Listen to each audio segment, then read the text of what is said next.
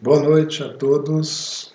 Estamos então aqui reunidos para mais uma palestra do ciclo de palestras da Casa Espírita, do Centro Espírita Paulo Ortiz, que esse ano está comemorando 100 anos de existência, né? Sempre amparando e sendo amparado no amor e na caridade. Esse é o nosso mote, essa é a nossa frase, né, que exemplifica esses 100 anos de trabalho da casa. Esse ano, nesse período, né, de celebração dos 100 anos, ao longo de todo o ano, vamos ter a presença de muitos amigos, muitos confrades, realizando palestras celebrativas. Enfim, será um ano de muita celebração, de muitos eventos alusivos à época, a esse período de comemorações, mas comemorações pautadas no caminho de nos ensinar, nos ajudar a evoluir, a crescer, trazendo sempre acréscimos de conhecimento, de experiência, para que possa ajudar a todos que participam dessa grande comunidade que forma o Centro Espírita Paulo Ortiz. Quem mais informações sobre as celebrações dos 100 anos do Paulo Ortiz, vocês podem se inteirar sobre o assunto na página do Facebook da casa e também no canal do YouTube e principalmente conversando com os amigos, conversando com os colegas, que sabemos que todos que estão próximos a nós conhecem sempre trabalhadores, frequentadores da casa e que podem ajudar a entender e a conhecer tudo o que vamos conseguir fazer para celebrar essa grande data e principalmente celebrar com trabalho, com ajuda, com caridade, buscando sempre o crescimento espiritual de todos que buscam auxílio na nossa casa. Bom, mas hoje o nosso tema, nós vamos trabalhar aqui sobre um tema do capítulo 14 do Evangelho segundo o Espiritismo, que é intitulado de Quem é minha mãe e quem são meus irmãos. É uma página muito particular, né, do Evangelho do Cristo e que traz ali um tema que suscita muita discussão, muitas dúvidas, e é em cima disso que nós vamos trabalhar, né, em cima de tentar ajudar a todos nós a entender melhor essa passagem do Cristo.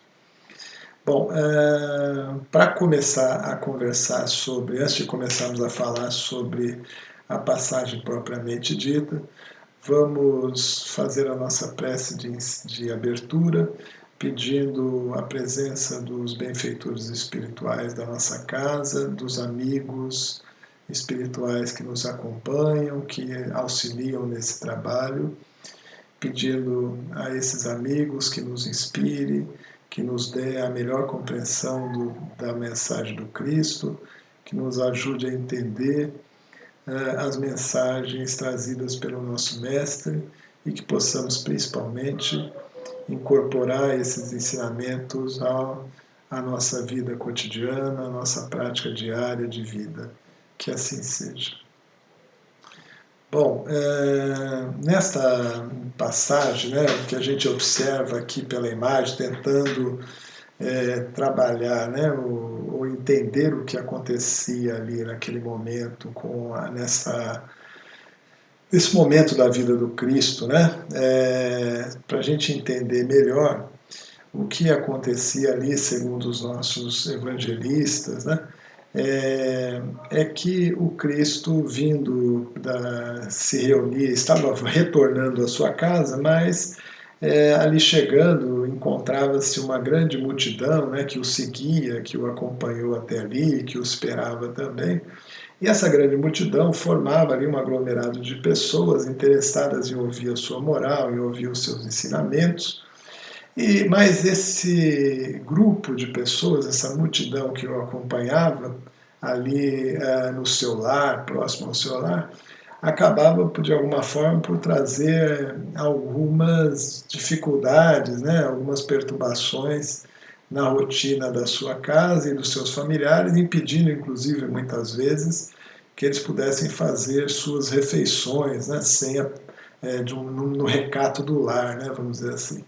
E os fariseus, né, os doutores da época, aqueles que de alguma forma tinham ali, eram entendidos ou se comportavam como adversários das ideias do Cristo, começaram a influenciar, né, os parentes do Cristo, no sentido de que ele estava se perturbando, né, que ele estava perdendo o juízo, perdendo o controle, e que de alguma forma estava mesmo enlouquecendo, né?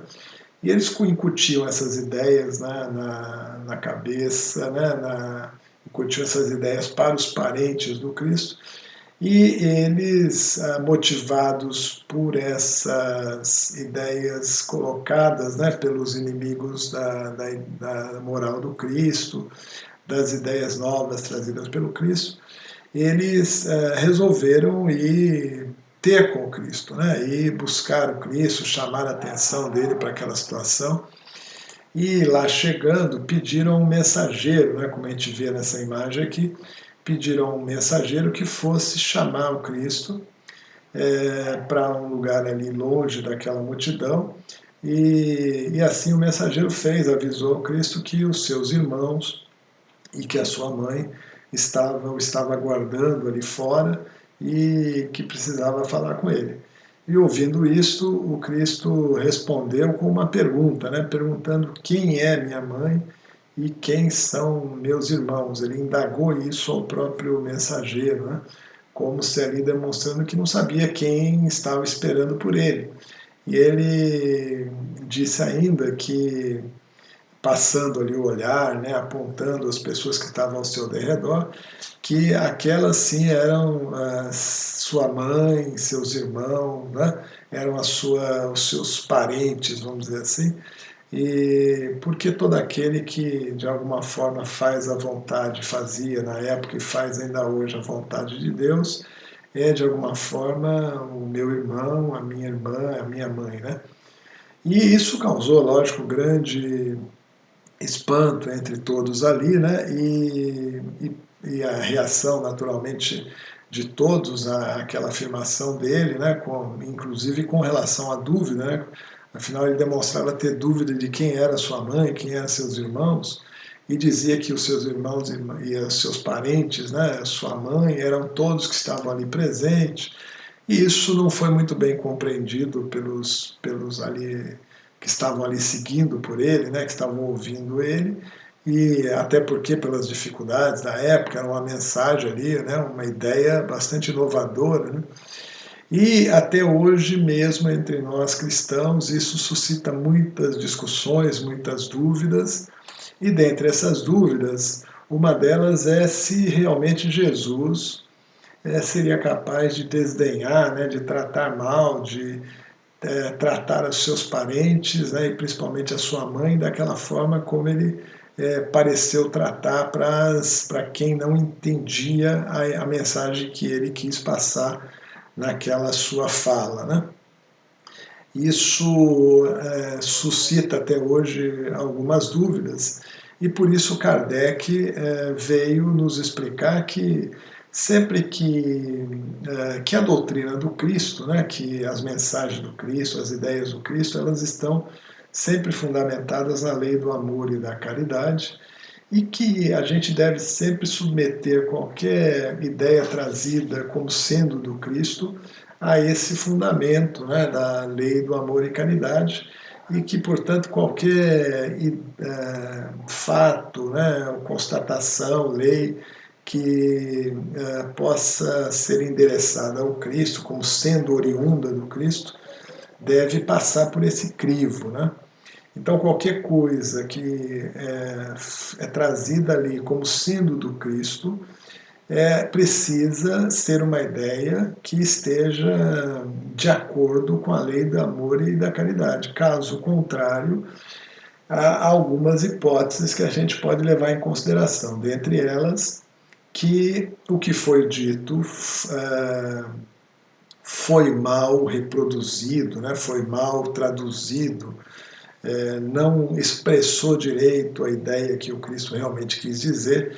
Isso pode acontecer principalmente pelo fato de que o Cristo não escreveu nada, né? Não existe escritos do Cristo, existe relatos dos evangelistas e das pessoas que conviveram com ele à época e que retratam ali as suas ideias na escrita, né, em palavras escritas. Mas isso foi falado e escrito, né, na linguagem da época, e que de lá para cá vem sofrendo traduções, né, vem sofrendo muitas vezes até mesmo interpretações que pode distorcer a ideia real que o Cristo quis passar. Né?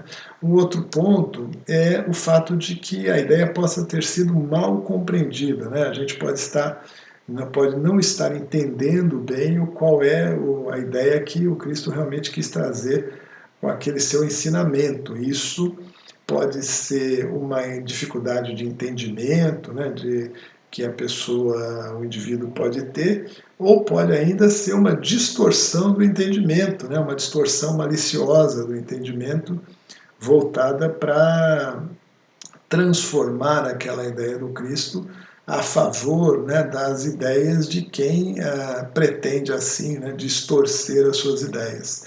Isso a gente vê bastante hoje aí no mundo atual e viu ao longo de muitas décadas, de muitos séculos, né, inclusive pessoas, comunidades, né, nações inteiras que distorceram as ideias do Cristo e, inclusive, ao ponto de provocar guerras, né, chamadas guerras santas, guerras religiosas, né, numa clara contradição, né, com a lei de amor e caridade que o Cristo nos trouxe. Né? Então, isso até hoje ainda é bastante praticado, infelizmente, pela humanidade, distorcer as ideias do Cristo para favorecer interesses egóicos, né? Ainda acontece muito nos tempos atuais. Ou ainda existe uma outra hipótese, daquela ideia realmente não ter sido trazida pelo Cristo, mas ter sido criada, né, plantada como sendo do Cristo. Isso também ao longo da história da humanidade ocorreu bastante e ainda continua ocorrendo, né? Ideias que são colocadas como sendo do Cristo e na realidade não são, ideias que são colocadas como estando no Evangelho do Cristo e não está, né? E quando você vai verificar, confirmar, aquilo não existe, né? Uma ficção, uma ideia colocada por alguém mal intencionado, na maioria das vezes, que quer atribuir ao Cristo um fato que na verdade é o pensamento dele próprio, né? Isso, então, sempre que ouvimos aí ideias que nos parecem estranhas, devemos submeter a esse crivo sempre da lei do amor e da caridade e pensar sempre nesses filtros, né, da possibilidade de ser mal reproduzida, mal compreendida ou em si não ser uma ideia que conste realmente dos evangelhos. Né? Muito bem. A outra dúvida, né, mais que suscita ainda muita discussão entre nós, né, os cristãos, né, das várias denominações religiosas, né, das várias vertentes religiosas, se discute muito se Cristo de fato tinha ou teve irmãos, se Maria teve filhos, né, e quem eram de fato os irmãos do Cristo. Isso quando a gente vai verificar no Evangelho, a gente verifica muitas passagens do Evangelho que mencionam a presença, né, que mencionam o fato do Cristo ter irmãos. Né? A gente vê lá em João, vê em Mateus, em Lucas, né? Nos Atos Apostólicos, nas Gálatas, enfim. Existem várias passagens dentro do Evangelho que traz a notícia de que, de fato, Jesus tinha irmão. E quando a gente vai recorrer à doutrina espírita, né, às interpretações do próprio Kardec, ele nos diz que no que concerne aos irmãos do Cristo, quer dizer, os irmãos do Cristo, ele aceita a ideia de que o Cristo tinha irmãos, sabe que eles não o estimavam, né? e que eram espíritos pouco adiantados, não lhe compreendiam a missão, que tinham né, por excêntrico, né, o seu proceder, a sua forma de conduzir a sua vida era bastante excêntrica na visão deles. Inclusive que nenhum deles seguiu as ideias do Cristo ou se tornou seu discípulo. Isso é trazido por Kardec.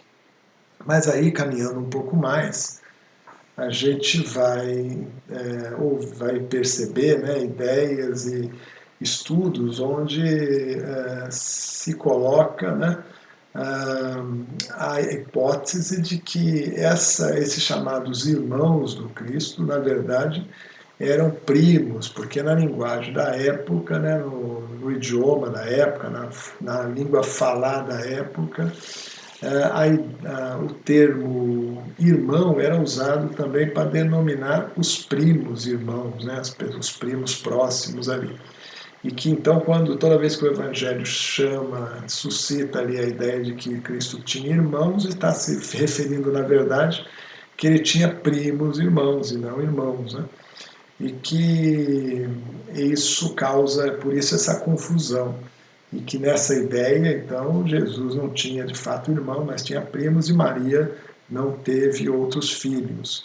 Isso é uma coisa que se discute bastante pelos estudiosos né, do Evangelho, da vida do Cristo e tal, mas para nós isso tem pouca ou nenhuma relevância, né, porque na verdade o que de fato nos interessa, o que de fato nos deve interessar é a vida moral do Cristo, né, as ideias, a exemplificação.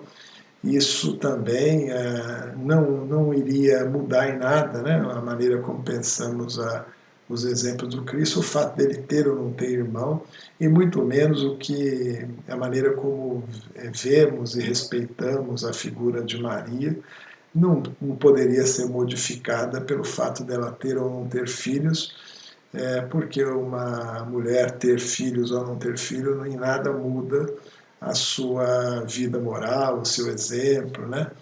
Nada muda a sua obra, tá certo? Então a gente não precisa se preocupar com isso, mas fica aí sempre essa discussão, essas interpretações, né? Eu mesmo procurei pesquisar bastante sobre o assunto e a conclusão que eu chego é nenhuma, né? Você não tem nenhum fato concreto afirmando que mostre ali uma evidência científica objetiva, definitiva sobre esse termo e nem tampouco religiosa, né? Mesmo nos encontros do NEP, né, da Federação Espírita Brasileira, ou mesmo em qualquer outro arranjo entre os nossos confrades espíritas, não existe uma definição clara sobre isso. E a conclusão que se chega realmente é que isso pouco interessa, né? Saber se teve ou não teve irmão, se Maria teve ou não teve filho. Isso é muito uma curiosidade né, que as pessoas têm, mas não muda em nada no conteúdo moral dos ensinamentos do Cristo, tá ok?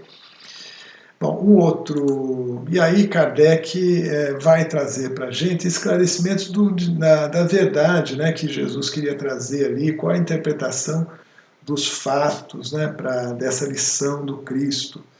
E o que Kardec nos chama a atenção é que, na verdade, o que o Cristo queria dizer era sobre a nossa família espiritual, né, a nossa família enquanto humanidade, e chamar a atenção de que, de fato, os laços de sangue, né, a parentela biológica que nós mantemos aqui enquanto encarnados, elas não criam né, forçosamente, não necessariamente representam laços ou liames ligações né, entre espíritos. Nós podemos, de fato, estar aqui ligado, inclusive, a adversários, né, adversários de outras existências que se encontram aqui na vida para refazer os seus caminhos, né, para construir uma nova relação, na figura da materna, né, na relação filial, na relação de irmãos,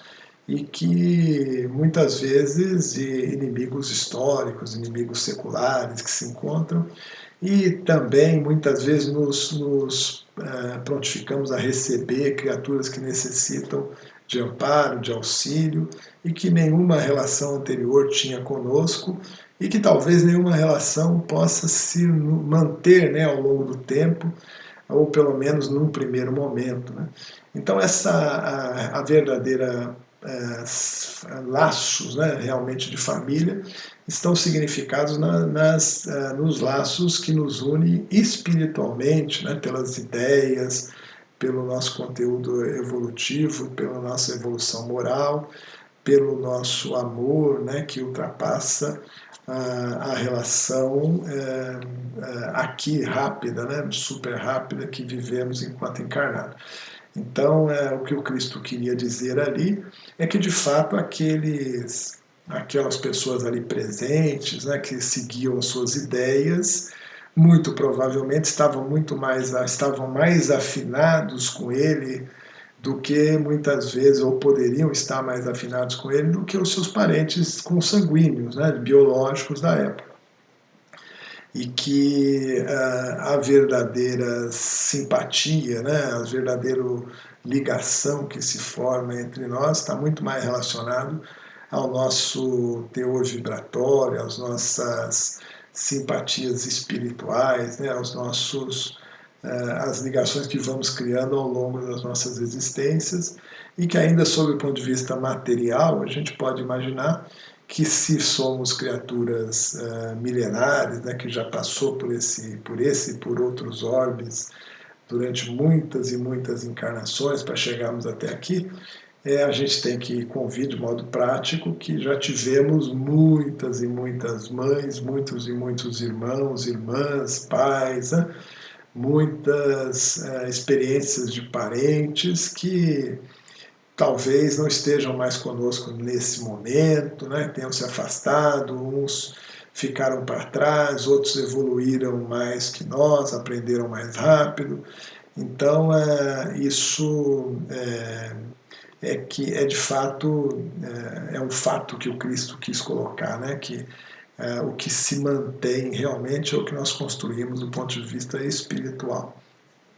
E aí, como exemplo assim prático que a gente tem, né? A gente lembra da relação da mãe de André Luiz, né, no filme Nosso Lar, no livro também, a gente pode ver pelo livro Nosso Lar, que André Luiz aí traz aquela ideia, né, da mãe dele que veio visitar o André Luiz, veio de esferas superiores, porque já era um espírito um pouco mais adiantado, que já vivia num outro plano, né? E veio até nosso lar ao encontro do filho, e eles tiveram aquele encontro amoroso, né? Encontro de saudades e tal, e a mãe ali amparando aquele filho o tempo todo como alguém que tem um laço, né, de amizade, um laço de amor que se construiu ao longo de muitas existências. E por outro lado, a gente tem também como exemplo de ligações mais fracas, né, enquanto parentesco corporal, parentesco biológico, convivência em família, família enquanto encarnado, a gente pode ver o exemplo de André Luiz quando voltou ao seu lar terreno para visitar os seus filhos, a sua ex-esposa, a sua esposa, né, na figura da esposa encarnada, e encontrou ali uma realidade completamente transformada, um lar refeito, em que a sua companheira, né, da vida encarnada já tinha se refeito a sua relação com uma outra figura, um outro homem, e que mesmo entre os filhos, né, a lembrança de André Luiz para alguns dos filhos era desejada como sendo alguém a ser esquecido, né, que não se tinha boas lembranças e tal. Então, principalmente o seu filho, né, e uma das filhas não tinham boas lembranças do pai, nem pretendia ter, queria esquecer o pai, né? Então aquilo tudo foi bastante decepcionante para ele, como pode ser para qualquer um de nós que possa imaginar que as verdadeiras relações de família sejam essas que a gente tem nessa rápida experiência daqui que temos nas encarnações. Isso não quer dizer que entre as famílias encarnadas não existem de fato espíritos unidos pelo laço de amizade de muitas e muitas vidas, muitas e muitas encarnações, né? que foram construindo ao longo do tempo, mas isso não é uma regra, né? É uma possibilidade, né? Assim como também não é uma regra que estejamos numa família onde estejamos unidos somente a desafetos, né? Isso é uma mescla, depende das necessidades reais de cada um, mas o que o Cristo queria dizer realmente é que a nossa família é a humanidade, né? Toda a humanidade, de alguma forma, representa a nossa família, e a gente vê isso hoje muito mais, né? Da dependência, a interdependência que temos de toda e qualquer, da grande maioria, né? Ou de todas as pessoas que vivem no nosso plano aqui, tá certo? Haja vista, por exemplo, a título apenas de exemplo, né? Nós estamos vivendo aí uma necessidade imensa de vacinas, e todas as vacinas, todas as possibilidades de vacina que chegam até nós aqui no Brasil foram desenvolvidas por pessoas, né, de outros países, que muitas vezes a gente sequer sabe quem é, né, mas que está ligada a nós e que se liga a nós nesse laço, por exemplo, de conhecimento, de possibilidade de cura, né? E tantas outras, né? A gente vive hoje um mundo em que estamos interconectados, estamos conectados a todos que vivem nesse planeta o tempo todo, né? Então, toda a humanidade forma, na verdade, a nossa grande família, né? E para alguns nós vamos construindo relações mais próximas, né? E em função da nossa sintonia, em função da nossa ideia simpática que mantemos com eles, tá certo? Esse aqui é o fundamento moral, né, do que o Cristo quis dizer ali naquele momento, quando apresentou os presentes, dizendo que todos ali, de alguma maneira, poderiam ser seus pais, seus irmãos, sua mãe, né, sua irmã, enfim, sua parentela, os seus parentes, né, seus laços de parentesco poderiam ser representados por todos que estavam ali presentes na sua reunião e congregavam com ele aqueles ideais, aquelas ideias morais que ele trazia, tá certo? Muito bem, então esse é vamos dizer assim, a moral do Cristo trazida nesta passagem, né? Isso que o Cristo quis dizer, pelo menos é isso que a gente entendeu e que o Kardec nos esclarece na nossa doutrina espírita, tá bom? Ok, eu tentei aqui falar com vocês rapidamente sobre esse tema para não ficar cansativo, mas sem nunca perder a necessidade, né, se perder a necessidade de esclarecer ou de trazer o esclarecimento de Kardec sobre as passagens do Evangelho, tá bom? Agora vamos aproveitar que estamos aqui unidos, né, nesse pensamento, né, unidos pelo ideal de conhecer, de se de aprimorar e de evoluir, né? Enfim, unidos nesse pensamento pelo bem, né? Vamos fazer aqui uma prece, uma vibração final para encerrar o nosso encontro, né? Pedindo a todos, né, convidando a todos que se unam em uma corrente de amor, né, que possamos nos unir em uma corrente de amor, buscando serenar a nossa mente, acalmar o nosso coração, deixando de fora todas as nossas preocupações que possam atrapalhar essa nossa concentração, confiantes sempre nos desígnios de Deus, do Cristo, do nosso Pai amoroso e misericordioso. E nessa sintonia de paz, vamos pedir aos nossos amigos encarnados e desencarnados que nos acompanhem, que possamos nos unir em uma vibração de saúde, direcionando aos enfermos que se encontram nos leitos dos hospitais e nos locais, ou em qualquer outro local de sofrimento, de dor, de convalescência, né? Que todos possam ser atendidos pelas equipes socorristas do plano maior, com o concurso sempre do nosso Divino Mestre Jesus, e vamos assim vibrar pelas equipes médicas, pelos enfermeiros, por todos aqueles que trabalham nos locais auxiliando nas enfermidades físicas, espirituais, levando um pouco de consolo, conforto, esperança àqueles que sofrem, pedindo a todos que unam numa corrente salutar, levando o que temos sempre de melhor em nós para benefício, né, dos nossos irmãos e humanidade, da nossa grande família espiritual que o Cristo quis aqui nos exemplificar, que nossos espíritos protetores, benfeitores espirituais, possam inspirar aquelas equipes médicas, os nossos governantes e a nós mesmos, né? No sentido de buscar sempre o melhor caminho, as melhores escolhas, melhores ideias, né? Sempre buscando a direção do bem. E nesse momento de tanta turbulência que vivenciamos com a pandemia de Covid-19 e com a polarização de pensamentos, né, extremos, extremados, que a gente assiste aí na humanidade, pedir aos benfeitores, amigos e ao nosso Divino Mestre que possa nos envolver a toda a humanidade em seus fluidos de paz, de amor e de caridade. Que assim seja.